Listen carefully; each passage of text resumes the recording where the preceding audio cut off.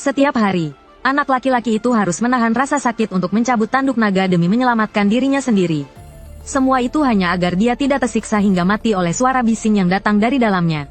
Awalnya, neneknya tidak berani membiarkan penduduk desa tahu bahwa dia memiliki seorang cucu yang seperti monster. Hingga akhirnya seluruh desa mulai kehilangan pendengaran. Saat itulah dia akhirnya menyadari betapa seriusnya masalah ini. Nenek kepala desa mencari tabib hebat di seluruh negeri. Akhirnya, dia berhasil membawa seorang ahli serangga, Ginkgo, untuk membantu. Ginkgo percaya bahwa semua jawaban tersembunyi di dalam telinga. Selama struktur bagian dalamnya dia mati, bentuk makhluk serangga itu tidak akan bisa bersembunyi. Benar saja, saat melihat lendir di dalam telinga penduduk desa, Ginkgo pun menyadari bahwa mereka kehilangan suara mereka karena serangga bernama Yun yang telah memakannya. Serangga ini berbentuk seperti siput yang melingkar dan suka bersembunyi di tempat gelap.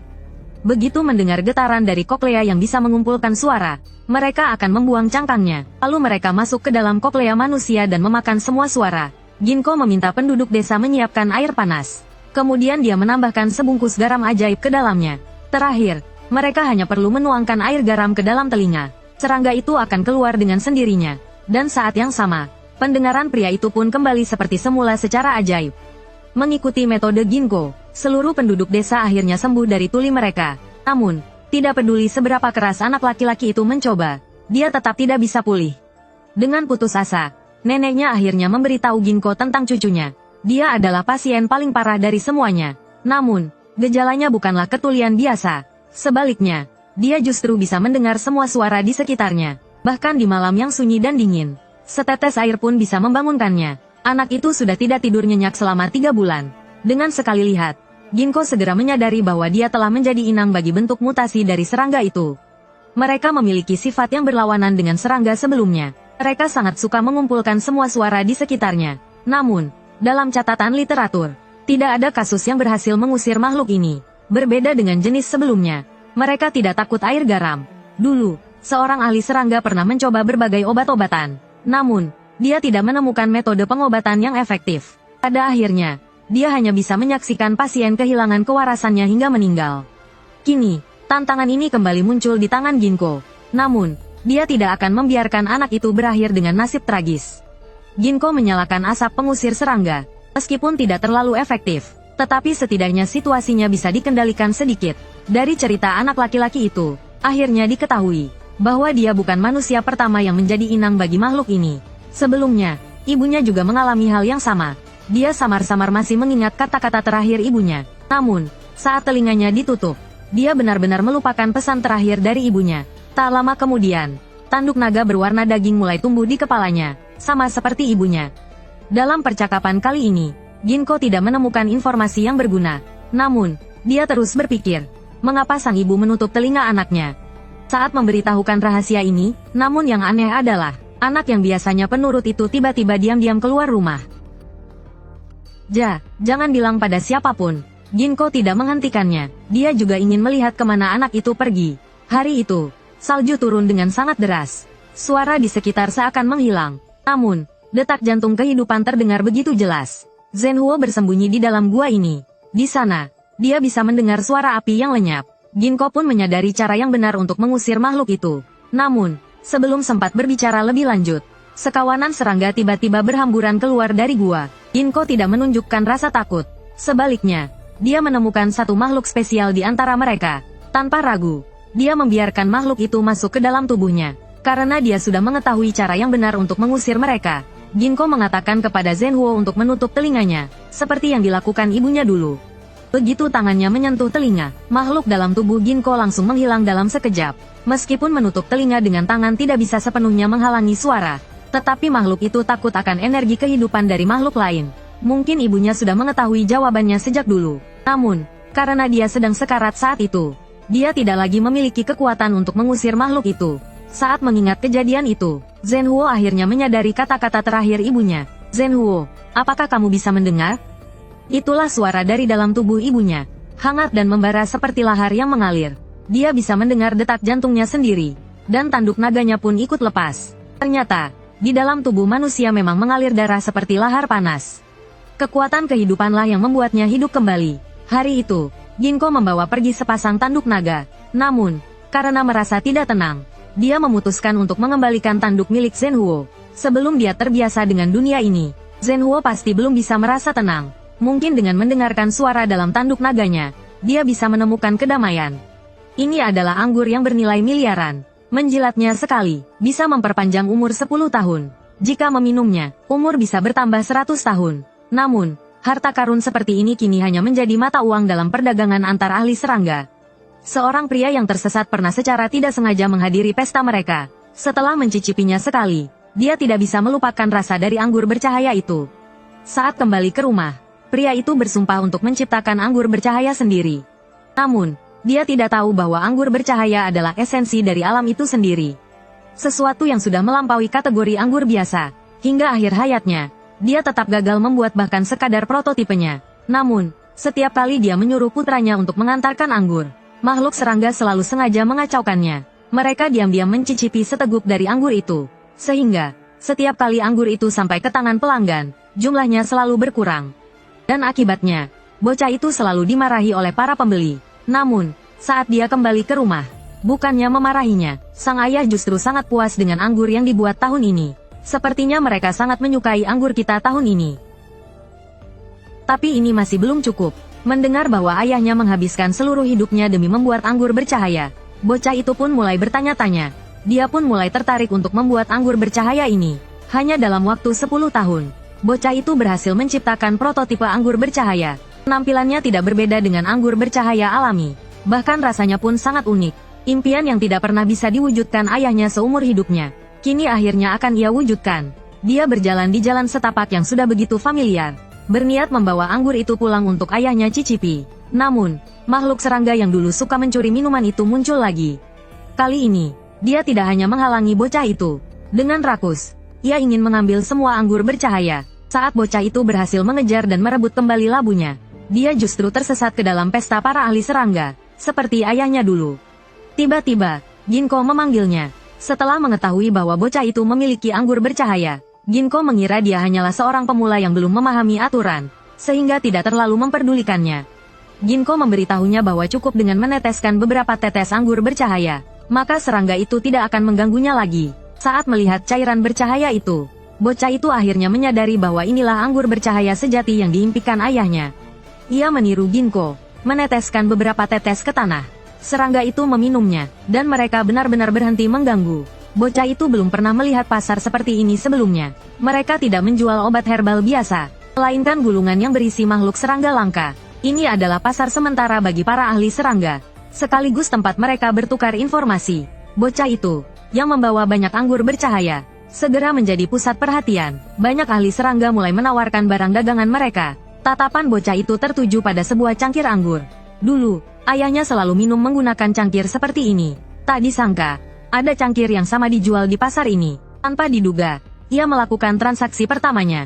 Namun, yang aneh adalah, tidak ada satupun orang di sana yang meminum anggur bercahaya itu. Rahasia di balik anggur ini tampaknya masih menjadi misteri. Tiba-tiba, seluruh ahli serangga menghentikan transaksi mereka dan mulai bergerak. Mereka berbaris dengan rapi. Di ujung barisan, sebuah ritual misterius dimulai. Mereka cukup menuangkan beberapa tetes anggur bercahaya, dan dalam sekejap, gunung akan mengembalikan sebotol penuh untuk mereka. Ini adalah hadiah terakhir dari gunung yang hampir mati. Namun, ketika seorang pedagang mencoba menuangkan anggur, tidak ada reaksi apapun. Semua orang mengira dia adalah seorang penipu. Dalam kepanikan, pedagang itu langsung menunjuk ke bocah itu sebagai pelaku utama.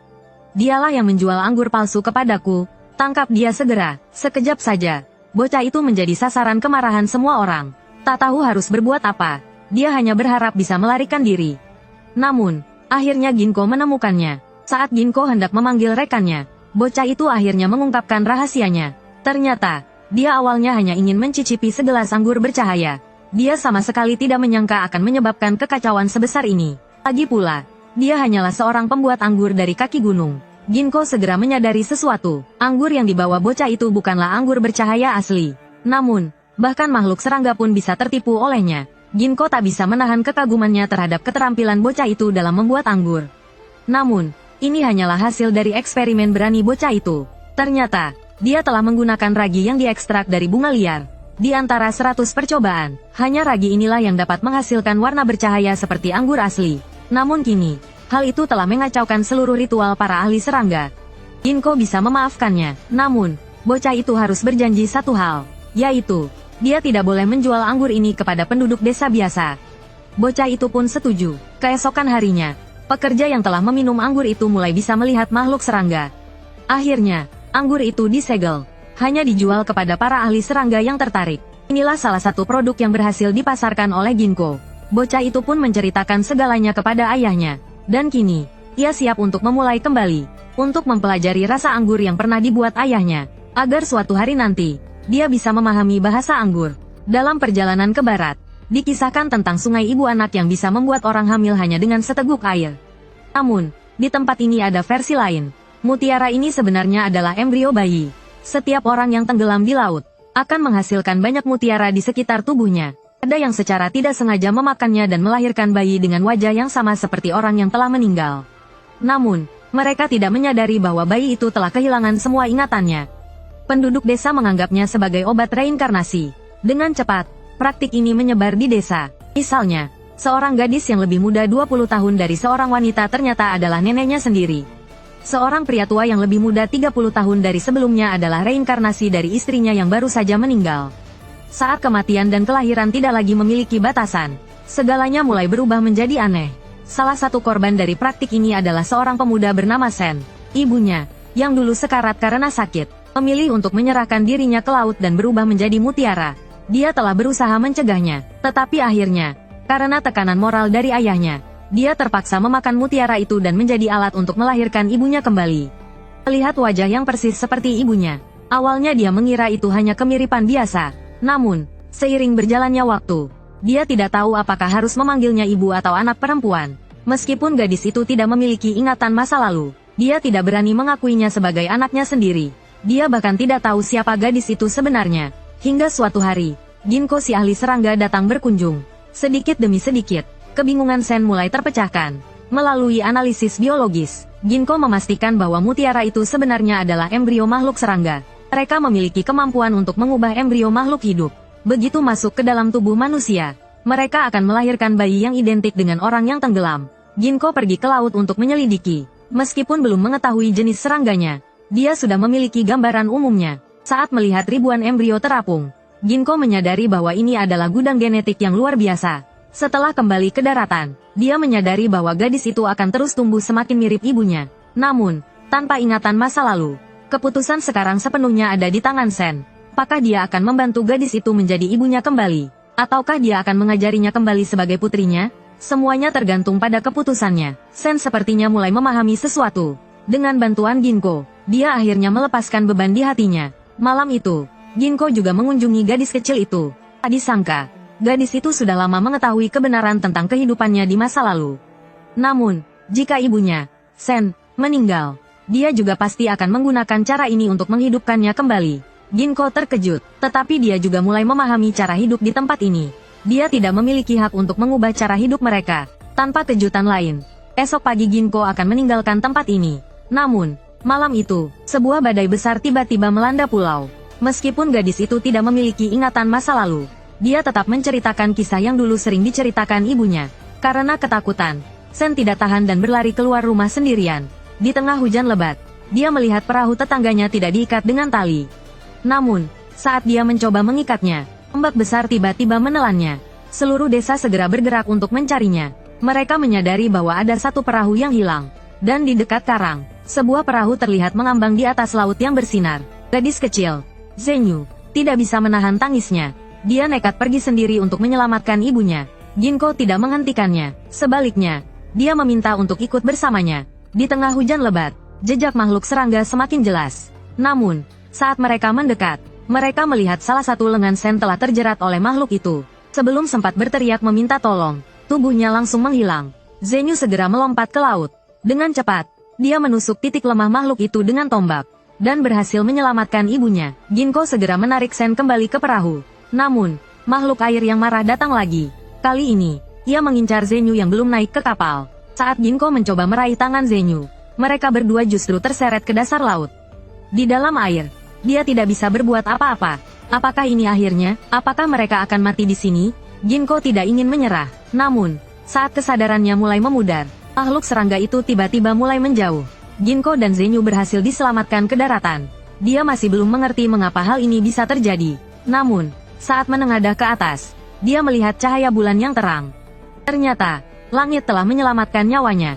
Setelah pulih, Ginko bersiap meninggalkan desa ini. Sebelum pergi, dia bertanya satu hal kepada Zenyu. Mengapa kau mempertaruhkan nyawamu untuk menyelamatkan ibumu? Jika dia mati, bukankah kau bisa melahirkannya kembali seperti sebelumnya? Namun, Zenyu menjawab, jika kenangan ibuku hanya akan menjadi makanan bagi makhluk itu, lebih baik biarkan dia mati sebagai dirinya sendiri. Dalam hal ini, pemikiran Zenyu dan Sen benar-benar sama. Untuk pertama kalinya, Sen mengakui Zenyu sebagai putrinya.